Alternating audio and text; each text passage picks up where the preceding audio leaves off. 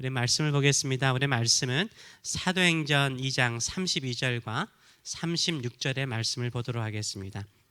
이 예수를 하나님이 살리신지라 우리가 다 이 일의 증인이로다. 그런즉 이스라엘 온 집은 확실히 알지니 너희가 십자가에 못 박은 이 예수를 하나님이 주와 그리스도가 되게 하셨느니라 하니라. 아멘. 아멘.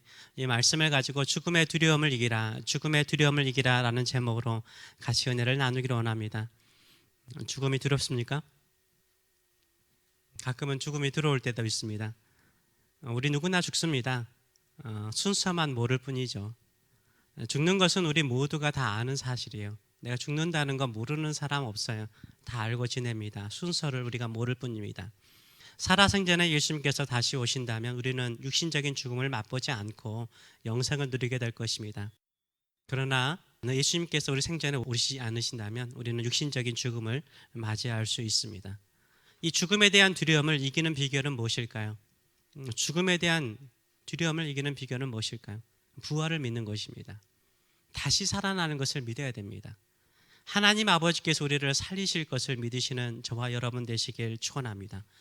예수님을 죽음의 자리에서 살리셨습니다. 우리 예배 전에 우리가 말씀을 읽은 것처럼요, 사망의 고통에서 매여 있지 않도록, 죽음에 매여 있지 않도록 우리 하나님 아버지께서 예수님을 살리셨어요. 우리도 능히 살리실 줄 믿습니다. 이것을 믿으시는 저와 여러분 되시길 축원합니다.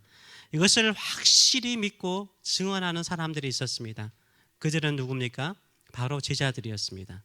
제자들은요, 예수님의 부활을 믿고 난 다음에 그들의 삶이 180도 바뀌었습니다. 예수님께서 잡히시던 밤에는요, 죽음이 두려웠어요. 혹시도 우리도 죽을까 봐, 혹시도 우리도 잡혀서 죽을까 봐 두려워서 예수님을 버리고 도망을 갔어요. 근데 예수님의 죽음 이후에, 십자가 이후에 부활을 목격하고 승천을 목격하고 난 다음에 제자들은 바뀌죠. 어떻게 합니까? 다음 대에 나가서요, 숨지 않고 예수님의 복음을 증거해요. 왜요? 두렵지 않기 때문인 거예요. 왜 두렵지 않았을까요? 예수님께서 부활하신 것처럼 하나님 아버지께서 자신들도 살려내실 것을, 부활시킬 것을 믿기 때문인 거예요. 그래서 죽음을 이기는 사람의 삶은요, 달라요. 죽음에 대한 두려움을 이기는 사람은 담대해져요. 근데 죽음에 대한 두려움이 있는 사람들은 항상 뭐예요? 이 질병이 찾아올까 봐, 혹시 무슨 전염병이 찾아올까 봐, 사고가 날까 봐, 이런 두려움이 있으면 새로운 시도를 못해요. 넓은 곳을 가지 못해요. 새로운 하나님의 일들을 행하지 못해요. 왜요? 두려우니까. 죽을까 봐 두려우니까 아무것도 하지 못하는 거예요. 죽음에 대한 두려움을 이기는 사람은요, 담대해져요. 담대함을 가지고 살아서 하나님의 크신 일을 경험하는 줄 믿습니다. 죽음을 이기고 담대하게 하나님의 크신 일을 이루시는 저와 여러분 되시길 축원합니다. 그래서 죽음의 동포, 죽음의 두려움을 이기는 사람이요, 나라나 사회나 또 교회 안에 영웅이 돼요. 한국에서 영웅이 있다면 우리 한국 사람들이 대체적으로 좋아하시는 분이 안중근 의사. 안중근 의사도 젊은 나이잖아요. 20대에 이토 히로부미를 저격하죠. 죽음을 두려워했다면 그 일 못하죠. 죽음을 두려워하지 않았기 때문에 저격할 수 있었던 거죠. 감옥에 갇혀가지고 재판을 받죠. 상수하지 않았던 거 아시죠? 어머니가 편지를 보냈어요. 나라를 위해서 네 생명 바쳤으니까 너 구차하게 생명 구하지 말라. 죽어라. 엄마가 아들에게 그랬어요. 네, 죽죠. 영웅은요, 죽음을 두려워하지 않아요. 그래야 큰 일을 행할 수 있거든요. 우리 한국 사람들이 제일 좋아하는 사람 이순신 장군도요, 죽음을 두려워하였다면 그렇게 크게 전쟁을 이기며 승리하며 나갈 수 없는 거예요. 13척밖에 남지 않았어요. 선조가 말하기를 그 배 버리고 육지에 와서 싸워라 라고 명령을 했어요. 그럼에도 불구하고 어떻게 합니까? 배 13척 가지고요, 외선 130여 척과 싸워서 이겨요. 죽음을 두려워하였다면 13척 가지고 싸울 수가 없는 거죠. 죽음을 두려워하지 않기 때문에 담대하게 나와서 싸웠더니 민족의 영웅이 되었다라고 말하지 않습니까? 죽음을 두려워하지 않는 자가요, 큰 일을 할 수 있어요. 나라를 위해서도, 민족을 위해서도, 교회를 위해서도 큰 일을 할 수 있는 거죠. 우리가 이 죽음에 대한 이야기를 할 때마다 이 에스더 기억나시죠? 왕후 에스더. 이 에스더 한 말이 뭡니까? 죽으면 죽으리라. 이 죽으면 죽으리라라는 담대한 마음을 가지고 왕을 아련하러 갔을 때 그 왕을 아련하게 되고 어떻게 합니까? 몰살당할 수 있는 유대인들을 살리는 영웅이 되잖아요. 한 여인이 죽으면 죽으리라, 내 한 목숨 바치리라 라는 마음을 가지고 나아갔더니 오히려 유대인들을 살리잖아요. 지금도 불임절을 지키잖아요. 유대인들은 그때를 기억하잖아요. 이 죽으면 죽으리라 라는 믿음을 가지고 살았던 여인이 한 민족을 구원한 거죠. 다윗도 마찬가지죠. 다윗이 등장하는 그때가 언제입니까? 골리앗과의 전쟁이죠. 심부름으로 갔어요. 심부름하러 갔어요. 형들이, 3명의 형들이 그 전쟁터에 있었거든요. 근데 골리앗이 40일 동안 나와가지고 하나님을 모욕하고 이스라엘 군대를 모욕하죠. 그때 다윗이 자기보다 키가 2배나 큰 골리앗을 향해서 나가죠. 죽으면 죽으리라는 거예요. 죽겠다는 마음을 가지고 싸우니까 이기잖아요. 그리고 왕이 되잖아요. 예수님의 제자들도 마찬가지였어요. 초대교회를 개척하고 온 열방의 복음을 증거할 수 있었던 제자들도요, 죽으면 죽으리라 이런 마음을 가지고 있었기 때문에 그들은 갈릴리 한 지방에서 사는 사람들이 아니라 온 열방을 향해서 흩어졌잖아요. 인도에 가서도 주의 복음을 증거하다가 돈 많은 죽었잖아요. 마가도 이집트에 가서 순교했잖아요. 모든 사람들이 죽음을 두려워하지 않았어요. 담대했어요. 왜요? 부활을 믿기 때문인 거예요. 부활을 믿기 때문인 거예요. 사도 바울도 마찬가지죠.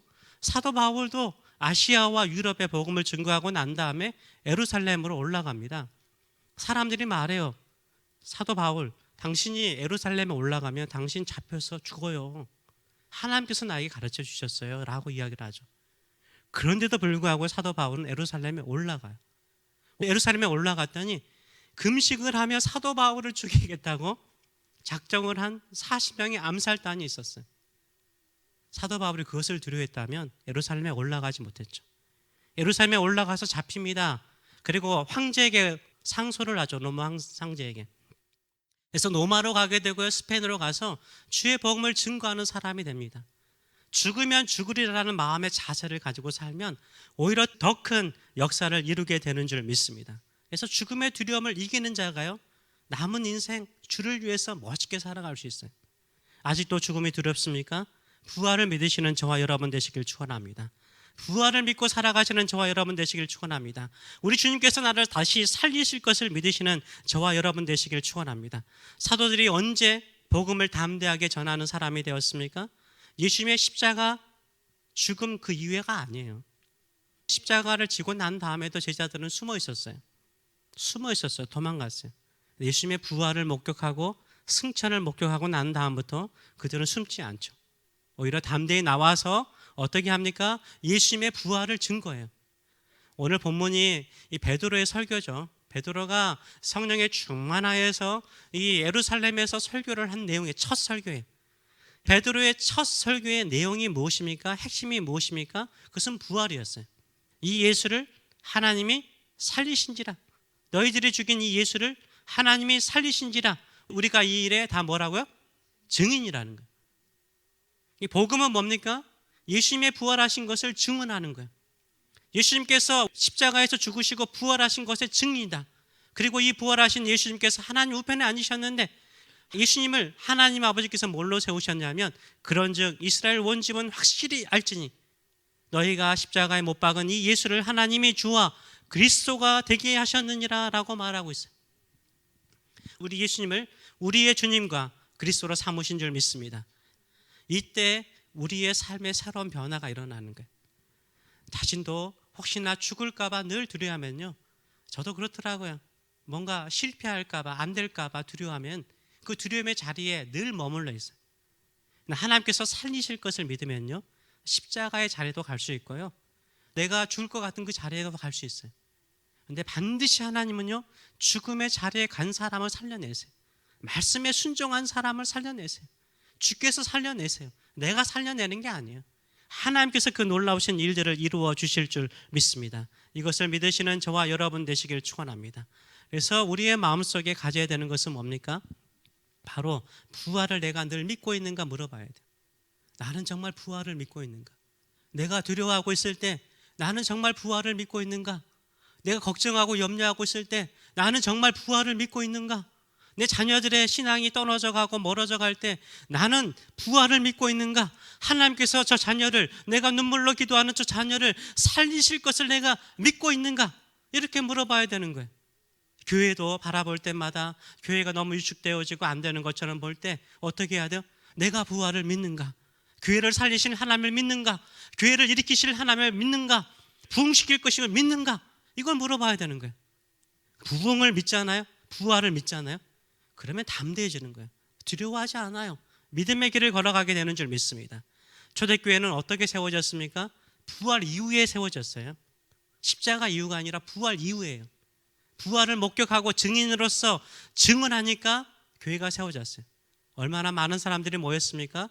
베드로의 첫 번째 설교를 통해서 41절 말씀 보게 되면 그 말을 받은 사람들은 세례를 받음에 그날에 신도의 수가 3,000명이나 더했다라고 이야기하고 있습니다. 그래서 처음으로 예루살렘 교회가 세워졌어요.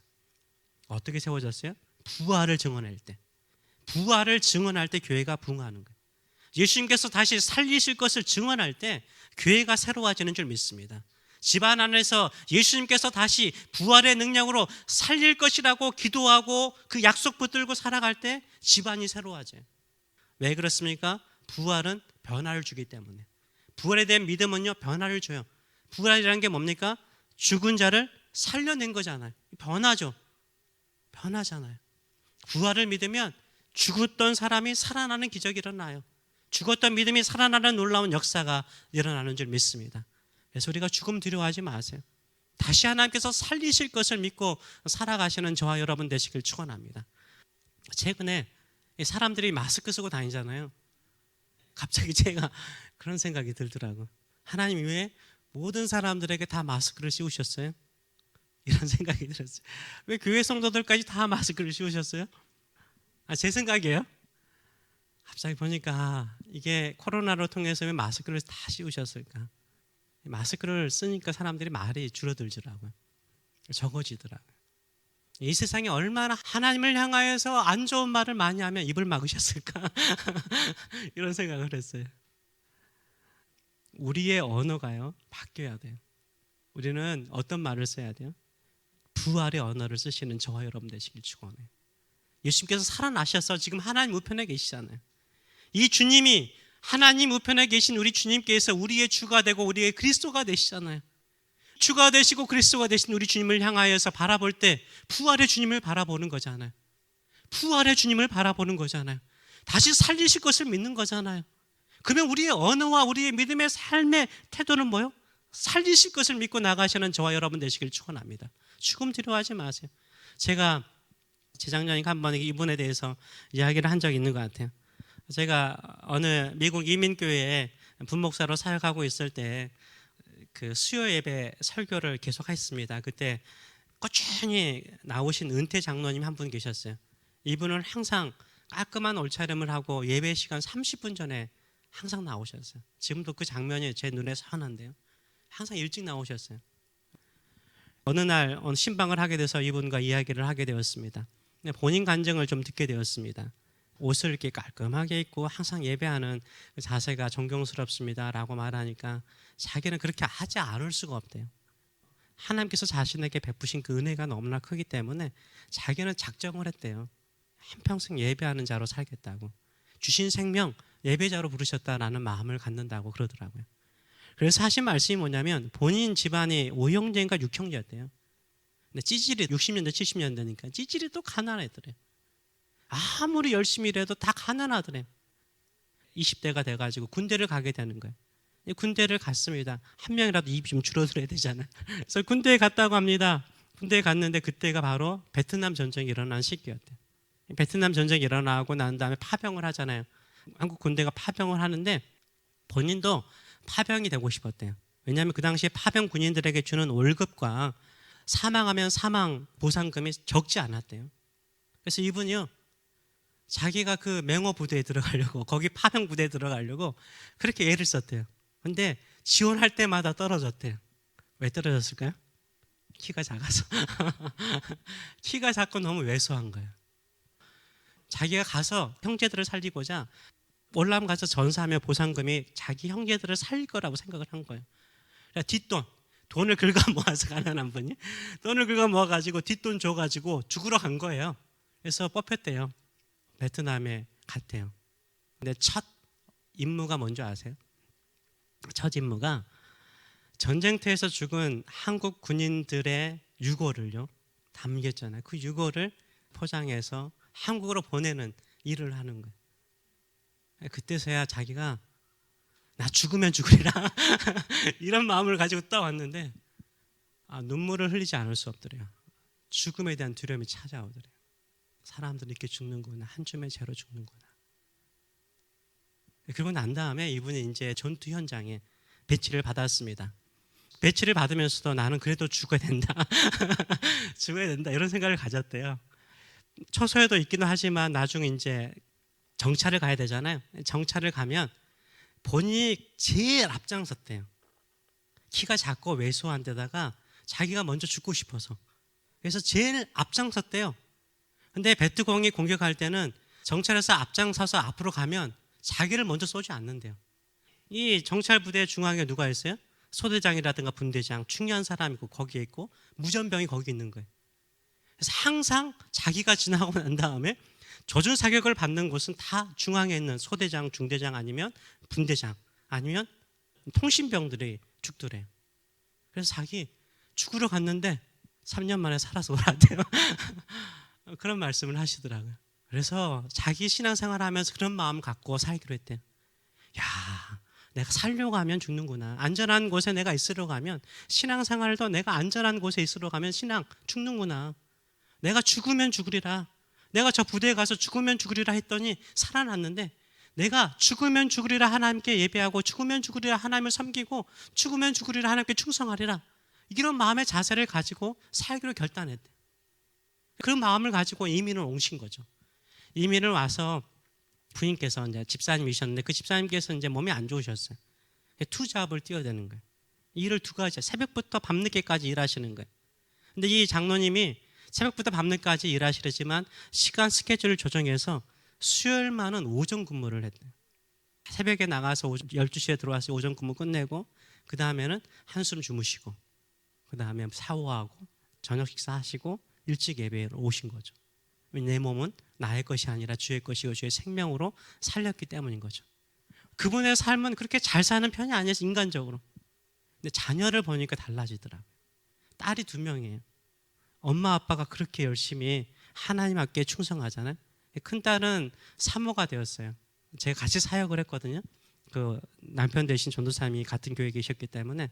근데 사모님이 참 인품적이에요. 조용하고 인격적이세요. 둘째 딸은 거기에서 우리 이미 2세들 있잖아요. 2세들의 데모 역할을 했어요. 신앙적으로 양육하고 신앙적으로 케어하고 돌보기 때문에 영적인 데모 역할, 큰 언니, 큰 누나 역할을 하면서 존경받는 것을 제가 봤습니다. 사람의 생각이 되게 중요한 것 같아요. 인생의 질병이나 어려움이나 힘든 것에 매여 살면요, 두려워서 아무것도 못해요. 죽으면 죽으리라. 나의 생명 주의 것이오니 주께서 나의 생명도 죽음의 자리에서 살리시고 어려움의 자리에서 일으켜 세우실 것이라고 믿고 앞장서면요, 하나님이 보호하시고 하나님이 책임지시고 하나님이 축복하여 주실 줄 믿습니다. 우리가 이미 예수를 믿는 사람 되지 않았습니까? 이 생명 주의 것이잖아요. 이제 주님을 나의 주님으로 나의 그리스도로 섬기신다면 두려워하지 않고 믿음으로 살아가시는 저와 여러분 되시기를 축원합니다. 저희 집에 텃밭이 있는데 이 텃밭을 딱 보니까 주인이 한번 와서 다 쓸었어요. 텃밭을요. 그래가지고 이렇게 보니까 뭐 없나 살아나는 거 없나 범해 봤더니 대파를 제가 3개 심었거든요. 그 중에 하나의 대파가 자라나고 있더라고요. 작년에 딸기도 하나 심었는데 딸기가 열매를 맺지 못했어요. 딸기가 2개나 살아있는 거예요. 그리고 또 집에서 올라오는데 목련이 있거든요. 거기 약간 자주 빛나는 목련 2그루가 있는데 그 목련이 지금 막 피고 있더라고요. 보면서 야, 생명의 능력이 저런데, 그렇다고 해서 저 생명이 똑같은 건 아니잖아요. 모양은 비슷한 것처럼 보이지만 다 새로운 거잖아요. 다 새롭게 피고 있잖아요. 생명의 능력 아니에요, 그게? 예수의 생명의 능력은 어떨까? 매년 살아갈 때마다 예수의 생명을 가지고 있는 사람은 어떨까라는 생각을 가져요. 저는요, 가을에 외롭지 않아요. 겨울에 절망하지 않아요. 왜냐하면 봄을 보기 때문인 거예요. 저기에 저렇게 노랗게 아니면 연분홍으로 다 떨어져 나가고 낙엽으로 지지만 저기에 다시 새로운 새싹이 필 걸 보니까 기대감이 생겨요. 아무리 겨울에 추위가 오고 막 바람이 불고 앙상한 죽어있는 나무처럼 보이더라도 봄이 되면 다 새로운 역사가 일어나잖아요. 제가 자연을 보면서요, 하나님께서 돌보시는 저 자연도 저렇게 새롭게 봄마다 살아나고 열매를 맺는데, 예수의 생명을 가진 사람, 예수의 부활을 믿는 사람들이라면 어떤 역사가 일어날까? 매년 새로운 역사, 새로운 생명의 역사가 일어나는 줄 믿습니다. 이런 믿음을 가지고 살아가시는 저와 여러분 되시길 축원합니다. 2021년도 두려워하지 마세요. 무서워하지 마세요. 하나님께서 크신 일을 이루실 줄 믿습니다. 죽음 두려워하지 않고 담대히 살아가시길 축원합니다. 하나님의 놀라운 기적의 역사를 이루실 줄 믿습니다. 이 믿음을 가지고 살리시는 저와 여러분 되시길 축원합니다. 오늘 32절의 말씀처럼 같이 한번 읽어볼까요? 이 예수를 하나님이 살리신지라 우리가 다 이 일의 증인이로다. 아멘. 증인으로서 베드로가 설교하는 것처럼 여러분의 인생에 하나님께서 새일 부활의 능력을 행하시는 일에 증인으로 삼으실 줄 믿습니다. 하나님은 살아계십니다. 예수님은 살아계십니다. 그 증인으로 삼으실 줄 믿습니다. 올 한 해 그런 증인의 삶을 살 수 있도록 축복하여 주시옵소서. 이런 마음으로 기도하시는 저와 여러분 되시길 축원합니다. 기도하겠습니다. 이 시간에 같이 한번 우리 이 봄날의 이 부활주일에 한번 하나님께서 풍성하게 살리실 것을 생각하면서 같이 기도하는 시간을 가졌으면 좋겠습니다. 예수님은 십자가에 달려서 거기에 영원히 계시지 않아요. 무덤에서 일어나셔서 어디에 계세요? 하나님 우편에 앉아 계세요. 영광의 주로 계십니다. 우리를 그렇게 세우실 거예요. 우리 주님께서 그렇게 세우실 거예요. 그래서 늘 기도하셔야 돼요. 저는 부활의 주님을 믿습니다. 부활의 증인이 되기를 원합니다. 살려내 주시옵소서. 나의 믿음도 살려내 주시옵소서. 나의 살아가는 자녀를 살려내 주시옵소서. 살리는 부활의 능력을 경험하는 성도 되게 하여 주시옵소서. 우리 교회도 살아나는 놀라운 부활의 능력을 경험하는 교회 되게 하여 주시옵소서. 내 믿음도 살아나고 내 몸도 살아나고 나의 열정도 살아나고 나의 꿈도 살아나고 함께 교회를 세우는 즐거움이 살아나는 즐거움이 있게 하여 주시옵소서. 부활의 능력을, 부활의 영광을 주시옵소서. 우리 사모하는 마음을 가지고 기도하겠습니다. 살아계신 하나님 아버지, 은혜를 감사드립니다. 우리 주님은 십자가에 또 무덤에 머물러 있지 아니하시고 살아나셨습니다. 그리고 하나님 우편에서 앉아 계시며 우리의 주와 그리스도가 되셨습니다. 그리고 믿음으로 사는 자, 죽음을 두려워하지 아니하고 예수님께서 살아나신 것처럼 나도 살아날 것을 믿기에 이 세상에 주는 두려움, 질병의 두려움, 걱정의 두려움, 죽음에 대한 두려움, 사고에 대한 두려움 이기고 주께서 황무지를 새롭게 하시고 앙상한 가지에도 새싹이 나오고 꽃을 피우고 열매를 맺게 하듯이 나의 인생에, 우리 자녀의 인생에, 내 사랑하는 교회에 그 일을 이루실 것을 믿고 부활을 선포하는 자에게, 부활을 증언하는 자에게 그 놀라운 일들을 이루실 줄 믿습니다. 살려내실 줄 믿습니다. 살아나는 놀라운 기적 일어나게 하여 주시옵소서. 오늘 또 십자가를 바라보며 주님의 사랑을 기억하되 부활하신 우리 주님을 바라보면서 살리실 우리 주의 영광을 바라보고 믿음으로 선포하는 자 되게 하여 주시옵소서. 예수의 이름으로 나의 믿음이 살아나게 하여 주시옵소서. 예수의 믿음으로 우리 교회가 살아나서 부흥하는 놀라운 역사 일어나게 하여 주시옵소서. 예수의 이름으로 우리 자녀들의 믿음과 꿈이 살아나서 땅끝까지 주의 복음을 증거할 뿐만 아니라 나에게 행하신 하나님의 위대한 일들을 증언하는 자녀들의 삶들이 될 수 있도록 축복하여 주시옵소서. 모든 것을 감사드리며 이제는 내가 반드시 살려낼 것이다, 죽음의 고통에서 매여 있음에서 풀어줄 것이다 말씀하시는 하나님 아버지의 크신 사랑하심과 오늘도 나는 죽음의 자리에 머물지 않고 하나님 우편에 앉아서 너희의 주가 되고 그리스도가 된다 살려낼 것이다라고 말씀하시는 우리 주 예수 그리스도의 무한하신 은총과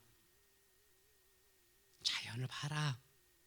저 앙상한 가지에, 눈으로 쌓였던 저 대지에 새싹이 피고 꽃이 피고 이제는 열매를 맺을 것인데, 너의 인생에도, 너의 가정에도, 너의 자녀에게도 그런 역사가 일어날 것이니 믿음으로 생명의 주를 바라보라고 말씀하시는 성령의 임재하심과 교통하심이 사랑하는 성도들 머리 위에 영원히 함께 하시기를 축원하옵나이다.